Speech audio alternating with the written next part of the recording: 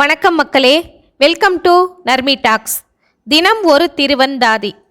ஈசனாரின் மேல் பக்தி கொண்டு அவர் தம் புகழை பாடி பரவிய 63 நாயன்மார்களில் ஒருவர் காரைக்கால் அம்மையார். அவர் இயற்றிய நூல்களில் ஒன்று அற்புத திருவந்தாதி. அதில் பாடல் 42ஐயும் அதன் பொருள் விளக்கத்தையும் காணலாம். நேர்ந்த அறவம் கொள்ளச் சிறுகிற்றோ, நீ அதனை ஈர்ந்தளவே கொண்டிசைய வைத்தாயோ, பேர்ந்து வளங்குழவி தாய் வளர மாட்டாதோ என்னோ இளங்குழவி திங்கள் இது. இந்த பாடலின் பொருள்: இறைவா, நீ அணிந்துள்ள நிலவு என்றும் வளராமல் பிறை நிலவாகவே உள்ளதே, அதற்கு என்ன காரணம்?